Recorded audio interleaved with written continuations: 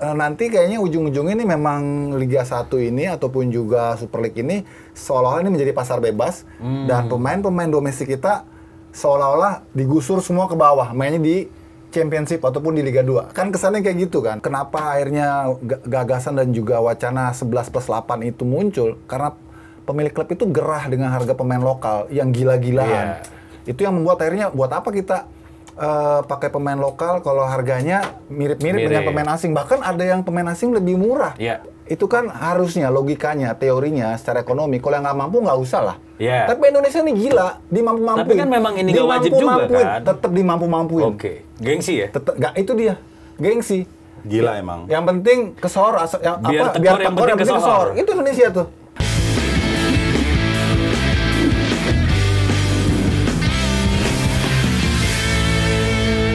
Kalau dilihat dari kekuatannya, dari skuadnya untuk bertanding di ACL 2, melihat ada jatah tambahan 3 pemain asing untuk kontestan utama untuk Persib dan Dewa yang akan main di luar negeri ya.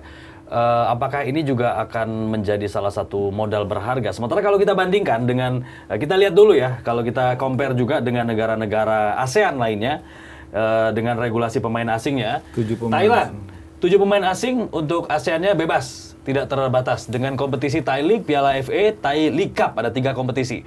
Malaysia regulasinya 15 pemain asing dan 9 pemain masuk DSP, 7 starter, 2 cadangan. Kompetisinya ada 3 juga, kemudian kita lihat Vietnam, regulasinya 4 pemain asing, 3 dimainkan sebagai starter, 2 kompetisi mereka jalani. Singapura, regulasinya 7 pemain asing, 2 kompetisi, Liga Singapura dan juga Piala Singapura.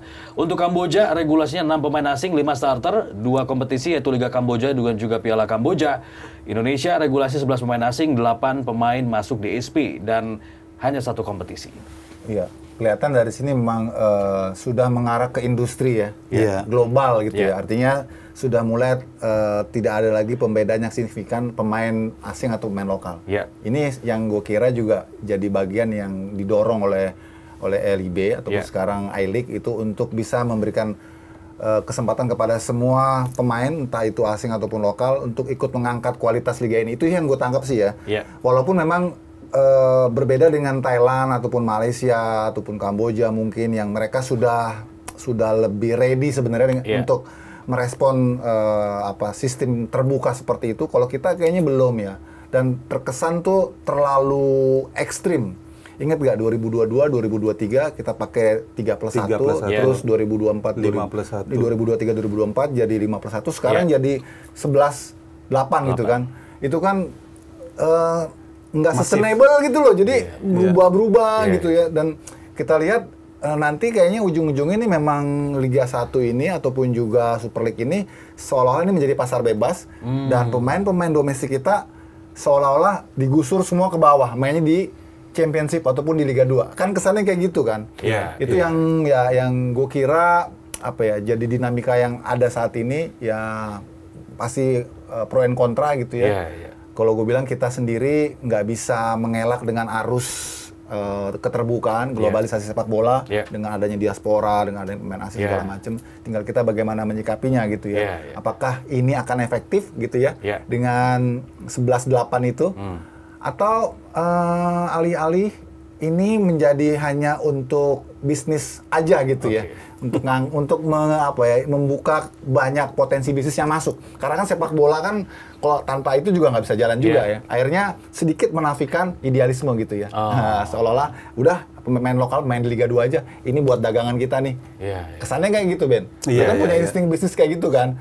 Main lokal kita sekarang pun juga gue tangkap kenapa akhirnya gagasan dan juga wacana 11+8 itu muncul, karena pemilik klub itu gerah dengan harga pemain lokal yang gila-gilaan. Itu yang membuat akhirnya buat apa kita pakai pemain lokal kalau harganya mirip-mirip dengan pemain asing. Bahkan ada yang pemain asing lebih murah. Itu kan realita yang ya kita harus sikapi juga secara fair juga kan. Klub juga melihatnya dari sisi ekonomis juga kan. Kalau nggak ekonomis, sekarang pemain-pemain lokal yang timnasnya itu udah MM-an.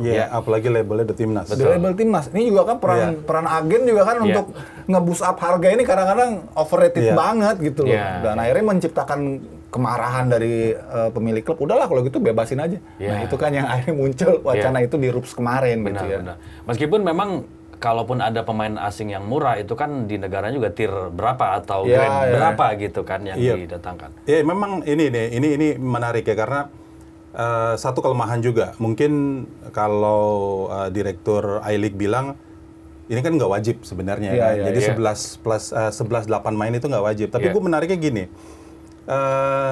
Ini kan kelemahan ya dari liga kita itu kontraknya terlalu pendek. 2 tahun ya? 1 tahun. 1 tahun. Seringnya banyak yang setahun. Bahkan ada satu klub tersangkut kewajiban pembayaran karena dia mengkontrak pemain 3 tahun, pemain asing. Dan itu akhirnya membebani bertahun-tahun finansial sebuah klub. Jadi ini kan satu ironi gitu. Padahal value untuk sebuah klub, untuk satu pemain itu akan terus meningkat. Kalau kemampuannya dia meningkat, ditambah jam terbang, dan akhirnya menembus tim nasional, dan itu tidak memberatkan bagi klub. Dan klub itu udah merasakan beberapa pemain yang sebenarnya ketika dia bangun dari level muda sampai akhirnya mendapat tempat utama dipanggil tim nasional, itu gaji sekarang masih reasonable. Berbeda kalau dia berpindah tim ketika dia sudah masuk di tim nasional. Jadi ini satu kelemahan juga buat ekosistem sepak bola kita ya, bahwa kontrak-kontraknya terlalu pendek. Banyak tim yang sebenarnya nggak berani gitu menggaji pemain dalam termin yang cukup panjang. Alasannya karena cuma 8 bulan kompetisi itu percuma menggaji 4 bulan. Sebenarnya kan kalau kita berkaca pada industri sepak bola di tempat manapun, 1 tahun itu kan bisa dikomersialisasi. Itu yang terjadi ketika ada Piala Dunia antar klub yang masih bermain dan banyak yang menimbulkan pro kontra. Tapi kan sebenarnya seperti kita juga karyawan kan, ketika dia off, mereka masih digaji dan itu punya hak sebuah klub untuk bisa memonetize pemain-pemain itu bermain di kompetisi yang lain. Nah ini kan satu potensi juga. Nah ini yang juga mungkin jadi evaluasi juga karena ini kuncinya ada di operator liga dan juga di federasi. Bagaimana bisa membuat ekosistem itu lebih firm. Klub juga tidak mau mengontrak pemain kalau jadwal kompetisi juga belum pasti. Kemarin habis RUPS juga mengatakan bahwa ada penundaan 1 pekan. Ini kan kalau di beberapa tim ya, kalau gue perhatiin juga, kontrak itu kan kadang jatuh di tanggal ketika kompetisi masih berjalan. Jadi tidak aneh juga banyak pemain yang tidak lagi bermain di sisa 2 pertandingan karena kontraknya udah habis di tanggal itu. Betul. Nah ini kan harus difirmkan. Kemudian juga bagaimana dengan kalau ada agenda politik. Terus juga ada agenda keagamaan. Bisa nggak sebuah klub itu memonetize satu jadwal yang pasti? Ini kan satu kondisi-kondisi yang harus dipastikan supaya klub bisa membangun ekosistemnya dengan baik dan dia bisa mengontrak dengan jangka panjang dan akhirnya ekosistem itu terbangun. Benar. Gue nggak mau terlalu jauh ya. Kan tadi Bernard udah menjelaskan bagaimana eksesnya, dampaknya kemana-mana gitu ya. Tapi kalau kembali lagi ke tadi persoalan finansial dan juga persoalan regulasi, ini kan Indonesia ini menarik ya. Tim-tim kita tuh sebenarnya cekak-cekak gitu ya. Kebanyakan tuh cekak, nggak punya uang gitu ya. Makanya kok bisa-bisanya kok I-League ataupun ini LIB ini bikin kebijakan yang kontraproduktif. Kebijakan yang paradoks gitu loh. Ketika banyak tim yang menunda gaji, bahkan kemarin PSS Sleman sebelum main udah kena pengurangan 3 poin gitu kan. Salah satunya karena persoalan itu juga kan. Apakah musim depan berpotensi makin banyak gitu gaji yang makanya gue mau, ini sepak bola nih Indonesia ini aneh ya. Sampai kemarin pun slot penjaga gawang pun diisi sama asing. Karena latah untuk mengisi slot 6 itu, 6 pemain asing. Jadi tadinya penjaga gawang lokal itu aman-aman aja, sekarang jadi nggak aman. Besok semuanya nggak aman. Padahal kita tahu bahwa untuk presenter bisa lama-lama asing juga ya, komentator. Bisa. Sekarang operator asing juga kan. Nah, sekarang dengan adanya dengan adanya kebijakan 11 pemain asing itu kan harusnya logikanya, teorinya, secara ekonomi, kalau yang nggak mampu nggak usah lah. Tapi Indonesia ini gila, dimampu-mampuin. Tapi kan memang ini nggak wajib juga kan. Tetap dimampu-mampuin. Gengsi ya? Nggak, itu dia, gengsi. Gila emang. Yang penting kesor, biar tekor yang penting kesor. Itu Indonesia tuh. Nah itu makanya kok LIB ini gua nggak ngerti apakah ini usulan ini sudah diketok palu oleh PSSI diterima gitu. Karena kan konteksnya itu LIB ataupun sekarang I-League itu membuat regulasi yang kemudian diusulkan ke PSSI. Exco yang akan memutuskan disetujui atau enggak. Format terakhir kan 11-8 itu kan. Jadi gue belum dengar PSSI bilang oke gitu. Tapi hadir ketumnya. Iya, nah itu kan Bellingham, formalitas yang kita mau tahu gitu ya. Iya. Apakah ini sebenarnya idenya dari federasi, tapi ya LIB yang ngumumin, atau memang benar-benar dari klub-klub di bawah LIB yang mengusulkan? Karena tadi gue bilang harga pemain lokal gila-gilaan. Iya. Ini yang gue masih pengen tunggu gitu, karena hemat gue 11 itu pemain asing itu 11 itu ekstrim bro. Buat kita tuh ekstrim gitu loh. Efektif nggak sih? Menguntungkan nggak sih? Apakah menjamin kemudian level kualitas liga kita akan naik? Enggak juga, belum tentu malah ya. Iya. Itu yang gua masih, gila ini kalau kayak Tapi gini. kalau misalnya mungkin ya salah satunya untuk mengakomodir tim-tim yang main di Asia supaya kedalaman materi pemainnya juga lebih banyak, supaya yang capek-capek bisa dirotasi dengan kualitas yang sama. Ini gimana? Enggak Karena cuma 2 kan yang kita main. Masa kita memenangkan yang sedikit? Nah, karena kan Gitu dibilang kan. juga kan, musim depan Asia akan tidak terbatas pemain asing. Cuman kan itu belum diputuskan di AFC. Jadi itu juga masih suatu kondisi quote and quote to be formed gitu kan. Nah, keputusan 11-8 main ini juga kan sebenarnya juga perlu dipertegas. Pemain asing yang seperti apa? Kita sering kok ngelihat pemain asing yang mainnya nggak sebagus-bagus. Kalau tadi kata Fadli itu pemain asingnya yang kualitas bagaimana gitu kan. Kalau Yanto Basna kan Yanto Basna 3 pemain yang punya satu pemain yang punya caps 3 kali. Di timnasnya 3 kali, punya 3 caps di timnasnya. Menarik nih usulan ini. Sebenarnya dulu itu zamannya sebelum LIB ya, sebelum itu di era sebelumnya lah. Itu kan sempat ada kriteria namanya marquee player. Makanya Odem Wingi, terus Essien. Terus termasuk juga yang PSM tuh, yang gede tuh yang William itu dia sebenarnya masuk marquee player. Itu musim 2017-18 tuh ya. Itu menurut gue lebih positif karena kita bisa jamin kualitas pemain yang datang sekelas marquee player tuh ya udah ada takarannya gitu loh. Iya. Sehingga pemain kualitas yang kita inginkan itu akan langsung inline dengan pemain yang didatangkan, bukan kayak sekarang bebas. Tadi lu bilang kan, bebas ntar siapa aja yang dari Tanah Abang juga main sini pemain asing.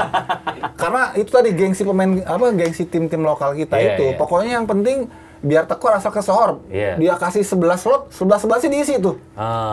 Itu yang agak unik. Sebenarnya yang gue denger itu awalnya itu hanya diperlakukan secara privilege untuk Dewa dan Persib. Saja tadinya yang gitu. bermain di Asia itu yang dikasih 11 slotnya. Cuma kan kalau ngontrak pemain asing dari awal 11 kan nggak mungkin dia nggak dimainin di lokal kan. Akhirnya kan jadi polemik, ya udah samain aja semuanya. Udah bablas jadinya. Gila. Nggak mungkin kan ya. Karena takutnya kejadiannya bulan pertama sampai 8 lancar nih gaji nih. Tapi kemudian bulan ke-9 dan seterusnya itu sih nggak ada hubungannya dengan asing dan asing. Atau misalnya itu nggak ada hubungannya. Gaji mandek tapi bonus lancar gitu. Ya itu nggak ada hubungannya lagi-lagi kan yang menentukan sebenarnya klub licensing ya. Di mana klub itu akan dicek secara finansial, secara struktural, kemudian secara manajemen dia sehat atau tidak kan kuncinya di situ. Nah, masalahnya yang ngeceknya ini bisa form nggak? Kan ini objektif dalam gitu. payung yang lebih besar, dalam helikopter view yang lebih besar, ya di dunia negara ini juga, di negara ini juga itu jadi masalah. Bagaimana kontrol pengawasan yang lemah. Jadi kalau klub licensing itu aturannya sudah benar, infrastrukturnya harus punya kesehatan dan kita belum semua berlisensi internasional dan nasional ya. Baru ada beberapa klub ya. Semua klub wajib lolos klub licensing. Cuman masalahnya lisensi Asia, lisensi kita sendiri itu udah lolos, itu minimal kan lolos kita. Tapi yang bermain yang 10 besar itu harus punya kelolosan di AFC. Nah itu kan yang memang menjadi kunci. Jadi kalau misalnya gaji tidak terbayarkan, ini juga kan pemain harus berbicara gitu. Iya. Tapi apa memang sudah sedemokratis itu? Ntar bersuara malah di klubnya malah nanti diperlakukan gimana gitu. Kan sempet juga ada tuh. Iya, emang berat karena kan lebih kental kayak Yuka lah misalnya kan di pembinaan usia muda. Ini kan sebenarnya budaya yang bagus kan ketika cium tangan kan. Tapi itu terjadi ke pemilik X yang lama ketika dia ketemu dengan pemilik itu gitu. Jadi dia udah di klub baru nih. Ketemu pemilik yang lama, dia tetap cium tangan. Bisa kebayangkan kan sebenarnya secara psikologis ketika dia coba melakukan berjuang lah dengan klub yang baru, melihat orang figur yang mengangkat dirinya menjadi pemain seperti sekarang, berutang budinya kan, ini itu yang lo bilang tadi, Pak. Jadi faktor-faktor itu memang kental di kita. Oke, kalau kita kaitkan kebijakan soal pemain asing dengan pemain muda, 5 pemain U23 didaftarkan dan 1 pemain 45 menit ya. Iya. Ini akan gimana nih? Udah kebayang?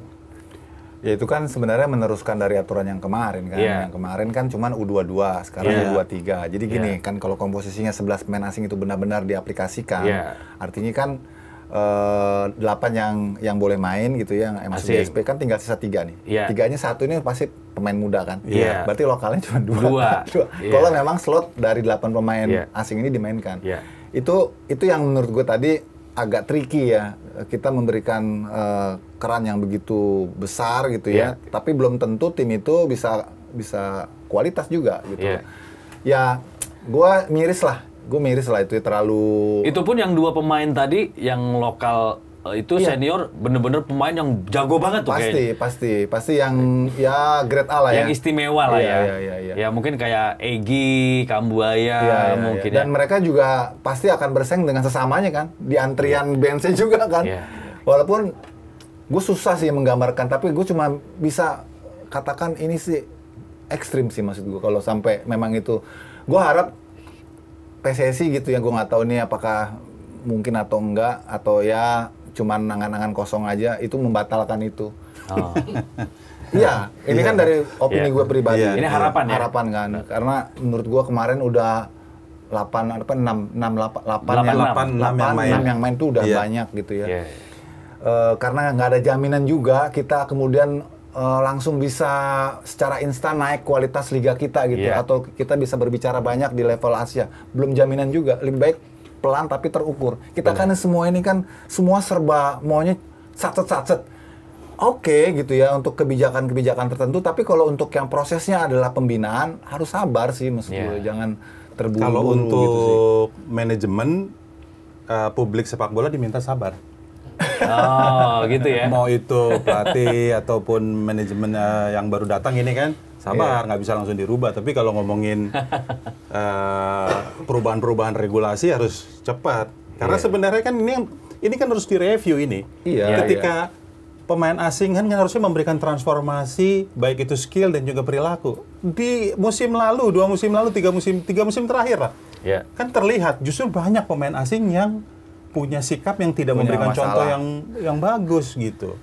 Ini kan satu lagi yang harus direview, dan lagi-lagi kualitas pemain asing. Jadi format marquee player itu udah benar. Jadi tidak sembarangan sebuah klub mendatangkan pemain, dan memang konsekuensinya harus mahal. Pemain itu harus mahal, value-nya harus tinggi. Karena kualitasnya ada. Iya, dan waktu itu marquee player cuma 1 atau 2 ya? 1 ya? 1. Iya.